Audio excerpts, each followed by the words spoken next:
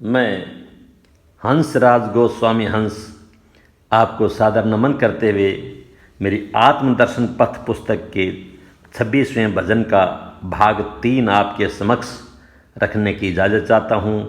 मेरी विनम्र प्रार्थना है सज्जनों कि परम सत्य पर आधारित इस भजन को पूर्णतः समझने के लिए इसके भाग 1, 2 और 3 अर्थात तीनों ही भाग सुनने और समझने की कृपा करें। भजन के बोल हैं, आज सजन सतगुरु से समझें। आज सजन सतगुरु से समझें हम सत्य की पहचान। सत्य जगत का परम पिता है, बस सत्य ही है भगवान। सत्य जगत का परम पिता है, बस सत्य ही है भगवान। सत्य आहार सद्भाव से सद्व्यवहार निखरता है। चाहे वैरी मित्र उदासीन, सब पर समभाव बरसता है, सब पर समभाव बरसता है। भक्त हो या भगवान, दोनों का आदि अनादि रिश्ता है। जयदेव भक्त या श्री कृष्ण कहानी, जयदेव भक्त या श्री कृष्ण कहानी कहती यह अविराम। सत्य जगत का परम पिता है, बस सत्य ही है भगवान।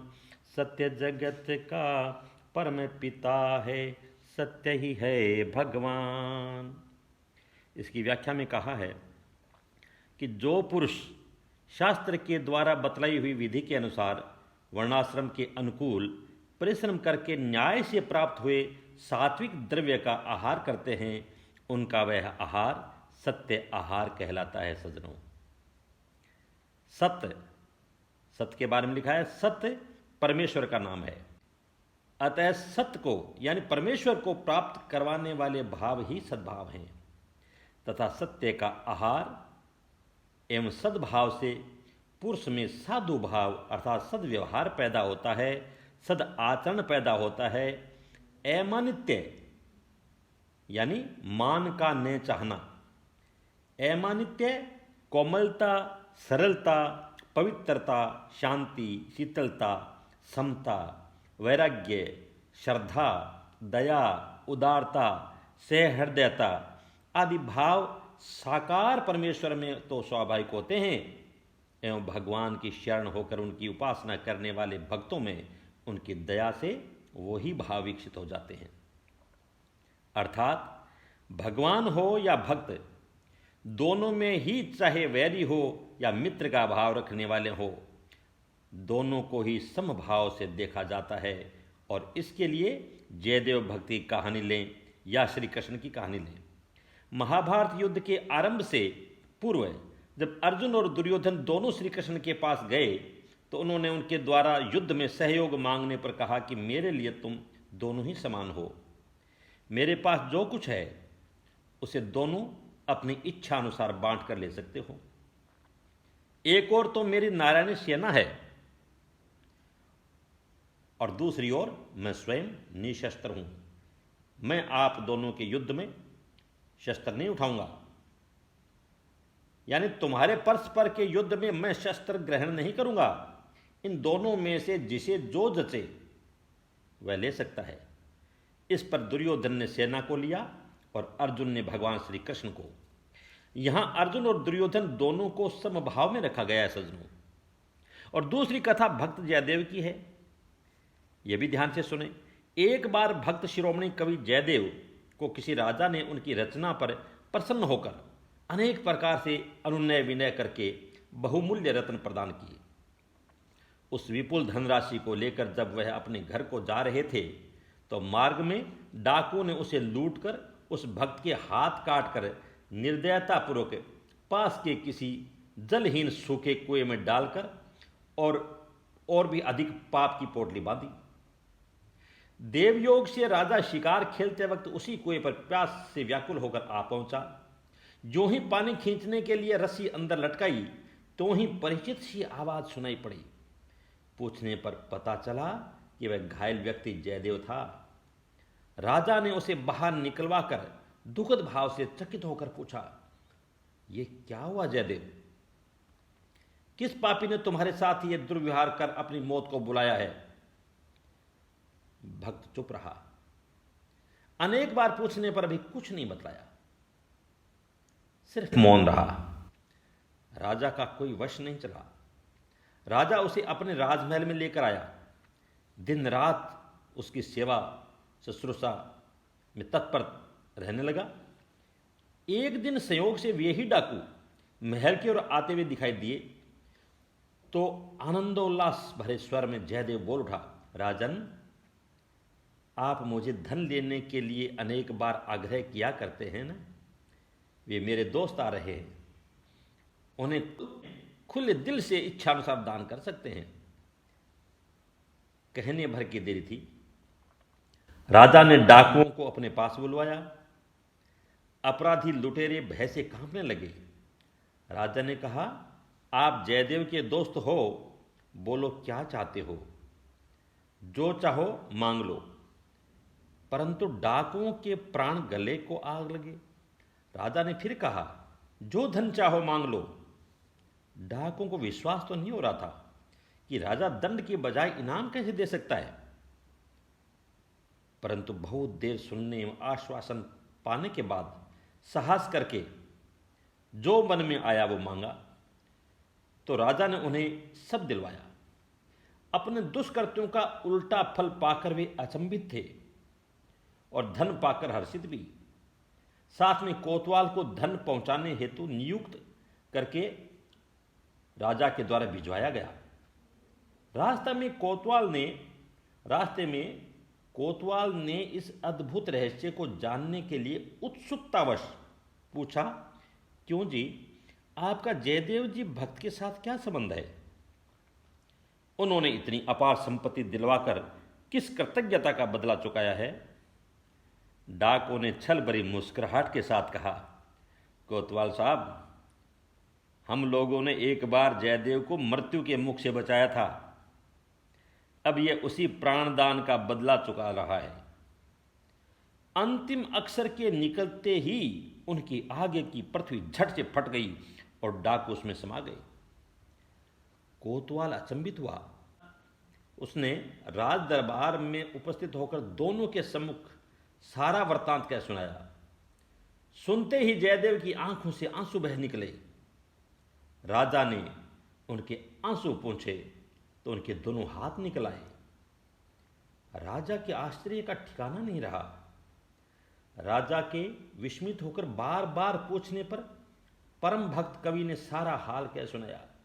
तो राजा ने और अधिक विस्मित होकर पूछा, जब आपके हाथ इन्होंने काट दिए तो ये मित्र कैसे? जयदेव ने कहा, कीर्ति राजन, मैंने किसी से भी धन माल तोहफा स्वीकार नहीं करने की प्रतिज्ञा ले रखी थी, वह आपके आग्रहवश तोड़नी पड़ी। उसी प्रतिज्ञा भंग के दंड स्वरूप मेरे हाथ काटकर इन्होंने मुझे उपदेश दिया। इस प्रकार के क्रियात्मक उपदेश द्वारा मेरा भला चाहने वाले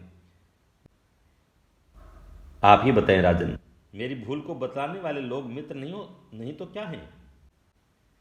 राजा ने कहा कि इनको आपने धन कैसे दिलवाया?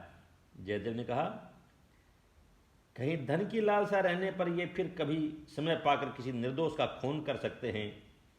अतः ऐसा विचार कर इनकी कामना पूर्ति और संतोष के लिए मैंने आपसे धन दिलवाया राजन। मित्रता के नाते भी धन दिलवाना न्याय संगत ही था न? राजा ने कहा, इनकी मृत्यु से आप रोने कैसे लगे? जयदेव ने कहा, मुझे लोग श्रेष्ठ कहते हैं। श्रेष्ठ के संग का फल श्रेष्ठ होना चाहिए था, पर हुई बात इसके विपरीत।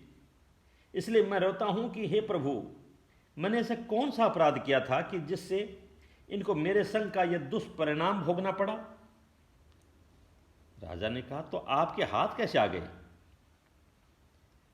जयदेव ने निवेदन किया, यह ईश्वर की दया है।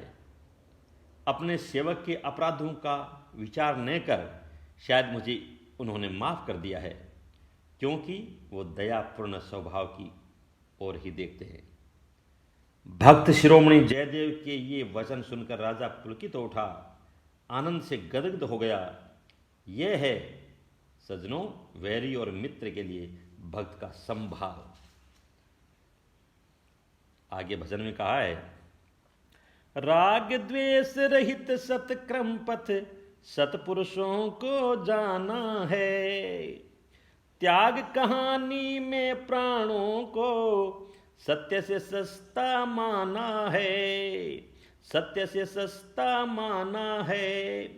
सत्य पर तपने वालों में प्रहलाद भगत सा दीवाना। आत्मज्ञान सत्य की मंजिल संतों का है जहां ध्यान। आत्मज्ञान सत्य की मंजिल है संतों का जहां ध्यान। सत्य जगत का परम पिता है बस सत्य ही है भगवान। सत्य जगत का परम पिता है सत्य ही है भगवान। इसकी व्याख्या में कहा है कि इस प्रकार सत्पुरुष हमेशा ही राग द्वेष से रहित होकर सत्कर्म के रास्ते पर ही चलते आए हैं, जहाँ सत्य की रक्षा के लिए अपने प्राणों को भी सस्ता मानकर न्यौछावर किया है। ऐसे अनेक उदाहरण इतिहास में प्रहलाद भक्त जैसे भरे पड़े हैं, क्योंकि तमाम भक्तों एवं संतों का ध्यान आत्मज्ञान के रास्ते पर चलकर सत्य को ही पाना रहा है। मित्रों, आगे भजन में अंतिम पद्य में कहा है, बस सत्य है वही नित्य है अमृत व्यापक जग निर्माता है। सत्य के तत्व का ज्ञाता ही विजय मौत पर पाता है। वो विजय मौत पर पाता है। वेद शास्त्र उपनिषद गीता हर संत यही बतलाता है। हंस कहे सत्य शरणागत मिले जीवन मुक्ति विधान। सत्य जगत का परम पिता है बस सत्य ही है भगवान। सत्य जगत का परम पिता है बस सत्य ही है भगवान। आज सजन सतगुरु से समझें हम सत्य की पहचान। सत्य जगत का परम पिता है बस सत्य ही है भगवान। सत्य जगत का परम पिता है बस सत्य ही है भगवान।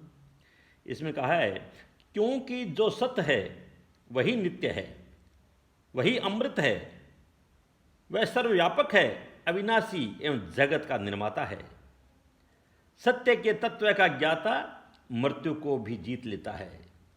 शोक और मोह को लांघ कर निर्भय नित्य परम धाम को जो जा पहुंचता है वह सदा के लिए अभय अमृत पद को प्राप्त हो जाता है। सज्जनों, उसी को वेद शास्त्र संत जन संसार में जीवन मुक्त ज्ञानी महात्मा आदि नामों से पुकारते हैं।